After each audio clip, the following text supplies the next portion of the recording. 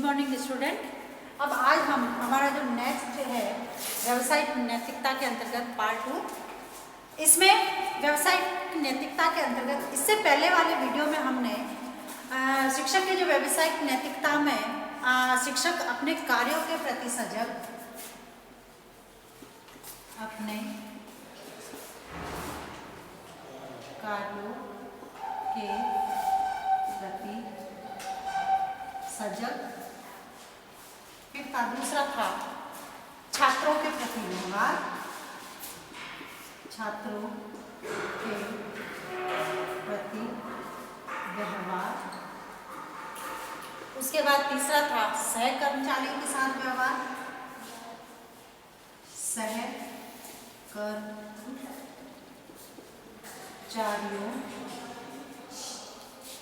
के साथ व्यवहार।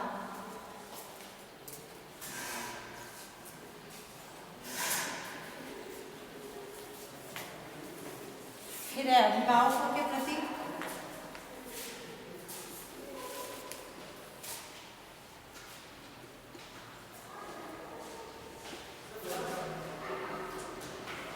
उसके बाद था अपने कार्यों के प्रति ईमानदार, अपने कार्यों के प्रति ईमानदार।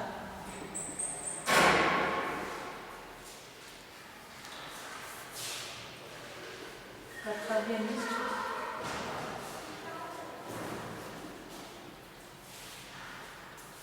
तथा समय का पालन करता।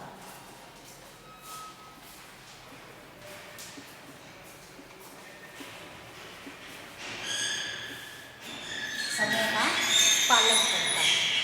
इन सब गुणों और इन सब नैतिकता, व्यावसायिक नैतिकता से संबंधित जो शिक्षक के गुण हैं उनको हम कर चुके हैं। यानी शिक्षक को अपने कार्यों के प्रति सजग रहना चाहिए, छात्र के प्रति उसका व्यवहार कैसा होना चाहिए, फिर सहकर्मचारियों के साथ उसका व्यवहार कैसा होना चाहिए, अभिभावकों के प्रति शिक्षक का व्यवहार कैसा होना चाहिए, और शिक्षक जो है अपने नैतिकता, व्यावसायिक नैतिकता के अंतर्गत अपने कार्य के प्रति ईमानदार, कर्तव्यनिष्ठ तथा समय का पालन करता होना चाहिए।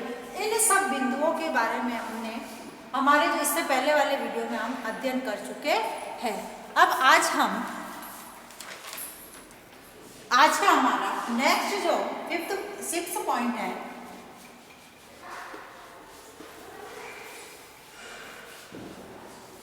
व्यावसायिक नैतिकता के अंतर्गत आत्मविश्वासी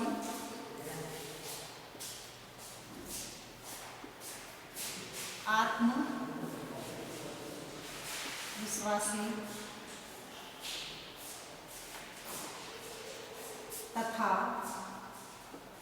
प्रभावशील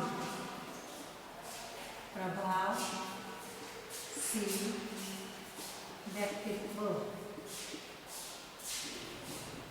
यानी व्यावसायिक नैतिकता के अंतर्गत एक शिक्षक को आत्मविश्वासी होना बहुत आवश्यक है, क्योंकि जब तक शिक्षक में आत्मविश्वास नहीं होगा वह अपने समस्त विचारों को विद्यार्थियों के समक्ष या अन्य किसी के समक्ष प्रस्तुत नहीं कर सकेगा और ना ही छात्रों को समझा सकेगा, उनको संतुष्ट कर सकेगा। इसलिए जो है व्यावसायिक नैतिकता के अंदर एक शिक्षक को आत्मविश्वासी तथा उसका जो व्यक्तित्व होता है वह व्यक्तित्व प्रभावशाली होना चाहिए, क्योंकि जब तक शिक्षक का व्यक्तित्व प्रभावशाली नहीं होगा तब तक वह विद्यार्थियों के सामने अपने आप को प्रस्तुत नहीं कर सकेगा।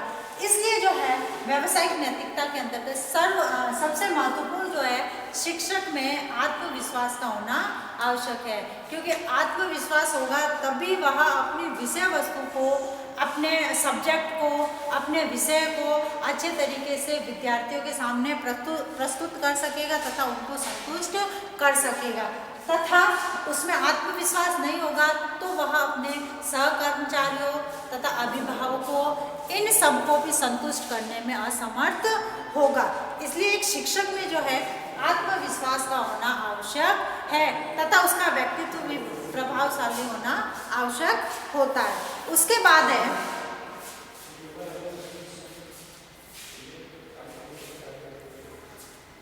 छात्रों के प्रति निष्पक्षता। छात्रों के प्रति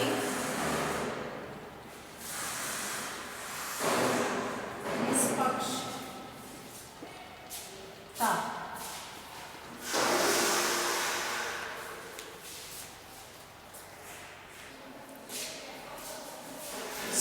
छात्रों के प्रति निष्पक्षता यानी जो व्यावसायिक नैतिकता के अंतर्गत शिक्षक का छात्रों के प्रति निष्पक्ष जो व्यवहार है वह भी सम्मिलित होता है।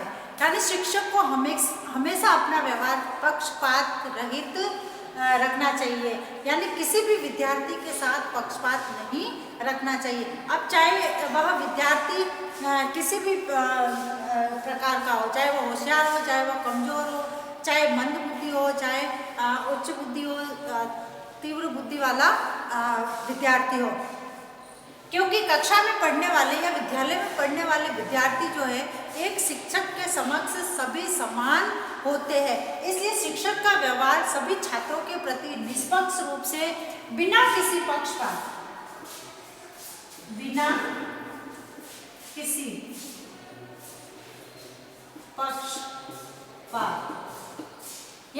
यानी जो शिक्षक का जो व्यवहार है वह बिना किसी पक्षपात के होना चाहिए तथा प्रत्येक बालक के साथ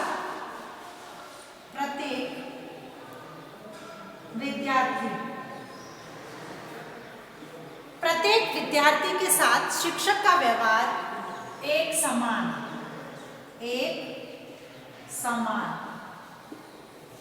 समान होना चाहिए, जिससे कि जब बालक का शिक्षक का व्यवहार बिना किसी पक्षपात के तथा विद्यार्थियों के समक्ष एक समान होगा तो शिक्षक की जो है शिक्षक की व्यवहारिकता और नैतिकता को दर्शाता है। तो इसलिए छात्रों के प्रति जो है शिक्षक का व्यवहार निष्पक्ष रूप से बिना किसी पक्षपात के तथा समान रूप में होना चाहिए। उसके बाद है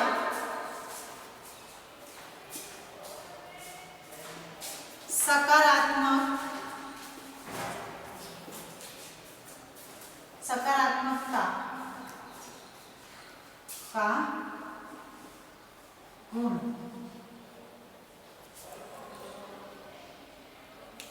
यानी शिक्षक में जो है सकारात्मक गुण होने चाहिए। सोचने की जो उसकी क्षमता है, जो उसकी शक्ति है, वह हमेशा सकारात्मक होनी चाहिए। एक पॉजिटिव सोच होनी चाहिए और सकारात्मकता के गुण होने चाहिए। शिक्षक का सकारात्मक होना बहुत आवश्यक है, क्योंकि शिक्षक यदि सकारात्मक सोच के साथ छात्रों के समक्ष अपने विचारधारा, अपने विचारों को प्रस्तुत करता है तो विद्यार्थियों में भी सकारात्मक सोच उत्पन्न होती है, क्योंकि विद्यार्थियों के समक्ष शिक्षक उसका एक आइडल होता है, उसको ज्ञान देने वाला होता है, उसको शिक्षा ग्रहण करवाने वाला होता है। और कई बार विद्यार्थी ऐसे होते हैं कि जो शिक्षक बोलते हैं, जो उसके अध्यापक बोलते हैं, जो उसकी टीचर बोलती है, वह बालक करते हैं। तो इसलिए जो है शिक्षक की सकारात्मक सोच का प्रभाव बालकों पर पड़ता है।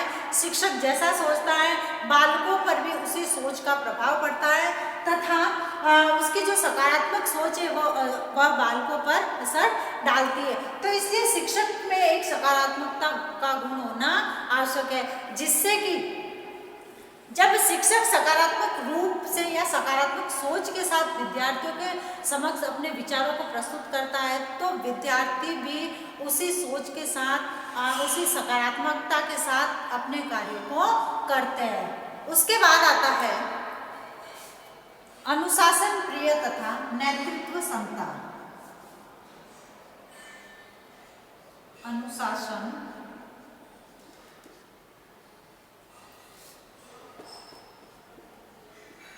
प्रिय तथा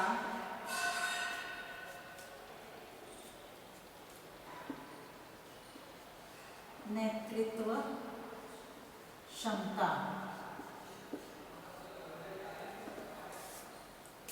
यानी शिक्षक जो है उसको हमेशा अनुशासन प्रिय होना चाहिए और उसकी जो लीडरशिप है, जो नेतृत्व क्षमता है, वह नेतृत्व क्षमता विकसित होनी चाहिए। यानी जब शिक्षक खुद अनुशासन में रहेगा, शिक्षक को अनुशासन पसंद होगा, जब वह किसी कार्य को करने में अनुशासनहीनता नहीं करेगा तो उसके विद्यार्थी भी उसका अनुसरण करते हैं, क्योंकि जैसा विद्यार्थी देखते हैं उसी प्रकार से अनुसरण भी करते हैं। तो इस प्रकार जो है शिक्षक को जो है अनुशासन प्रिय होना चाहिए और उसकी जो नेतृत्व क्षमता, उसकी जो नेतृत्व करने की क्षमता, लीडरशिप करने की क्षमता है, वह भी अच्छी होनी चाहिए। तभी वह विद्यार्थियों के सामने अपने आप को प्रस्तुत कर सकता है, क्योंकि जब शिक्षक अनुशासनहीन नहीं होगा तो उसके विद्यार्थी भी अनुशासनहीन नहीं होते। इसलिए शिक्षक का अनुशासन प्रिय होना आवश्यक है। उसके नैतिकता के गुणों के अंतर्गत अनुशासन प्रिय तथा नेतृत्व क्षमता सम्मिलित की गई है। उसके बाद है समाज सेवा की भावना। समाज सेवा की भावना, यानी शिक्षक में जो है समाज सेवा की भावना विकसित होनी चाहिए।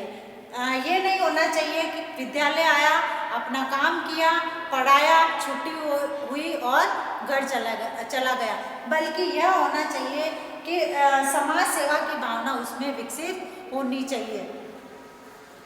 यानी वह अपने उनका जो व्यवसाय है, इस व्यवसाय में अपने आप को पूरा झोंकने वाला होना चाहिए तथा समाज को साथ में लेते हुए, समाज के हित को देखते हुए, समाज के भविष्य को देखते हुए उसे अपने व्यवसाय को ध्यान में रखते हुए जो है उससे रिलेटेड या उससे संबंधित कार्य करने चाहिए। यानी सभी बालकों का भला सोचते हुए, हित सोचते हुए उसमें समाज सेवा की भावना विकसित होनी चाहिए, जिससे कि वह हमारा जो राष्ट्र निर्माण का जो सपना है, भविष्य निर्माण का जो सपना है, बालकों को जो है सर्वांगीण विकास का सपना है, उस सर्वांगीण विकास के सपने को शिक्षक साकार कर सकते हैं। इसलिए उसमें समाज सेवा की भावना होना आवश्यक है।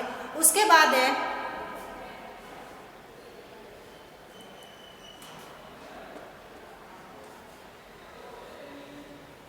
समाज तथा समुदाय की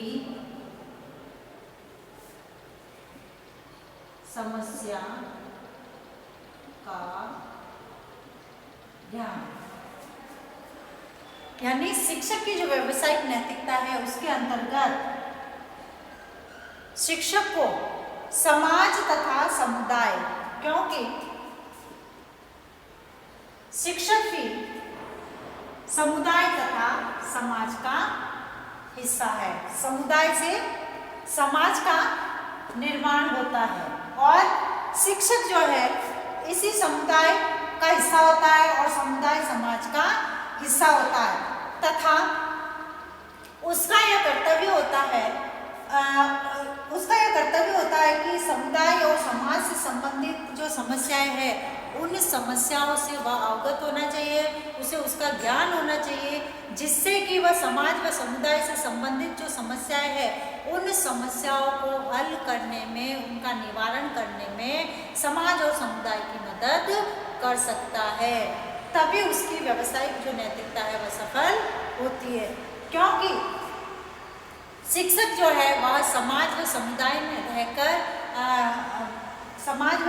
में रहकर ही विकास करता है तथा जब समुदाय व समाज का विकास होगा तो शिक्षक का विकास भी संभव होता है। इसलिए जो समुदाय व समाज की जो समस्याएं हैं उन समस्याओं का ज्ञान एक शिक्षक को होना आवश्यक है, जिसके आधार पर वह उन समस्याओं से संबंधित जो हल है उन हल को सुझाने में इनकी मदद कर सकता है। तो इसलिए शिक्षक को समाज व समुदाय की समस्याओं का ज्ञान होना आवश्यक है।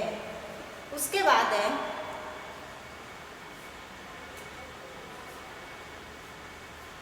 समायोजनशीलता। समायोजनशीलता यानी शिक्षक को जो है समायोजनशील होना चाहिए। किसी भी परिस्थिति में वह समायोजित होने वाला होना चाहिए। उसका जो है, चाहे हम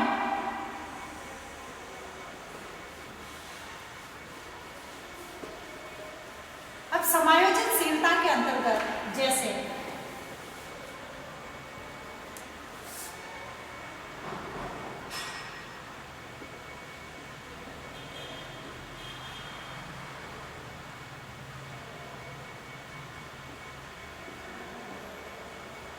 अंतर्गत शिक्षक को जैसे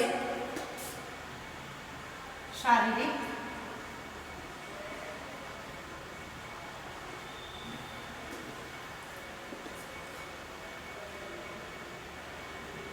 स्वास्थ्य व मानसिक, शारीरिक स्वास्थ्य व मानसिक योग्यता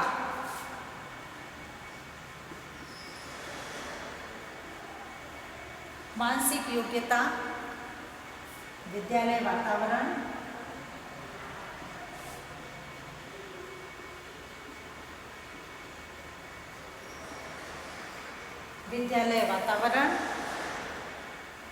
अध्यापक के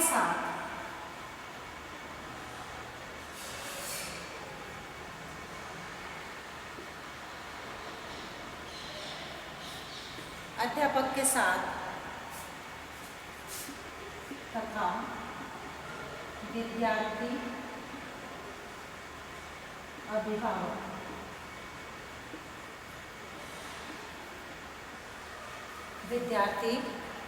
अभिभावक के साथ व्यवहार, यानी व्यावसायिक नैतिकता के अंतर्गत शिक्षक की समायोजनशीलता सम्मिलित है कि एक शिक्षक जो है कैसे अपने आप को विद्यालय के वातावरण में उसकी योग्यता के अनुसार, उसके शारीरिक स्वास्थ्य व मानसिक योग्यता को देखते हुए विद्यालय वातावरण, अपने साथी जो अध्यापक है उन अध्यापकों के साथ, अपने सहकर्मियों के साथ, उनके जो विद्यार्थी है, विद्यार्थियों के जो अभिभावक है, और इनके साथ वह अपने आप को कैसे समायोजित कर पाता है, कैसे उनके साथ व्यवहार करता है, तथा किस तरीके से अपने आप को वह उस वातावरण में एडजस्ट कर सकता है। तो यानी जो है शिक्षक जो है शारीरिक रूप से स्वस्थ होगा, मानसिक रूप से योग्य होगा, तो वह विद्यालय का जो जैसा भी वातावरण हो उस वातावरण के अनुसार जो है अध्यापकों के साथ, चाहे विद्यार्थियों के साथ, चाहे अभिभावकों के साथ अपने आप को समायोजित कर लेगा। और जो शिक्षक अपने आप को समायोजित नहीं कर पाता है उसमें समायोजनशीलता का अभाव पाया जाता है। यानी शिक्षक को यह होना चाहिए कि वह हर प्रकार के वातावरण में अपने आप को समायोजित कर सके। तो इस प्रकार से जो है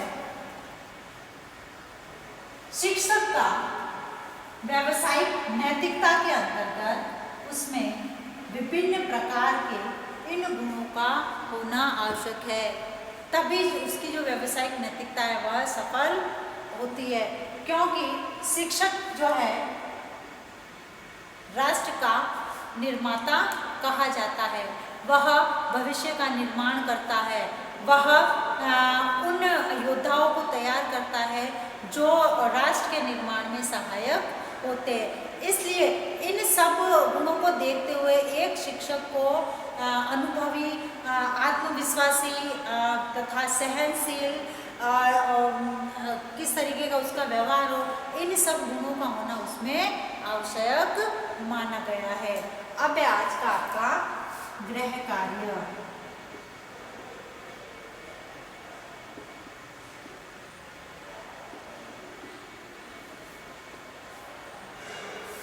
शिक्षक की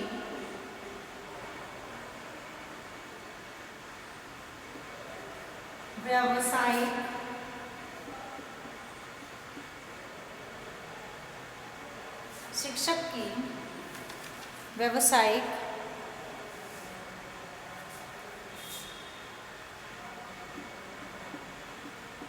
नैतिकता से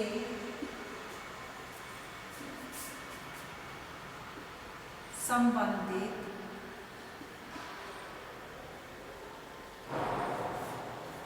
विशेषताओं को समझाइए।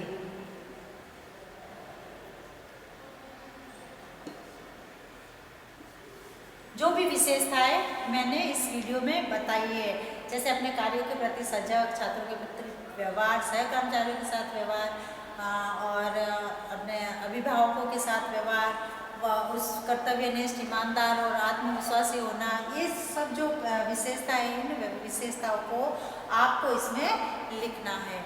अब एक विशेष बात, जैसे कि सभी जानते हैं कि कोरोना चल रहा है तथा इस कोरोना जैसी महामारी से लड़ने के लिए, इससे बचाव हेतु हम छोटे छोटे उपाय करके इस कोरोना जैसी महामारी से लड़ सकते हैं, निजात पा सकते हैं। इसलिए इसके लिए हमें हाथों को सैनिटाइज करना है, मुंह पर मास्क लगाना है, सोशल डिस्टेंस का ध्यान रखते हुए किसी भी व्यक्ति से 6 फीट की दूरी बनाए रखना आवश्यक है। स्वस्थ रहे, सुरक्षित रहे।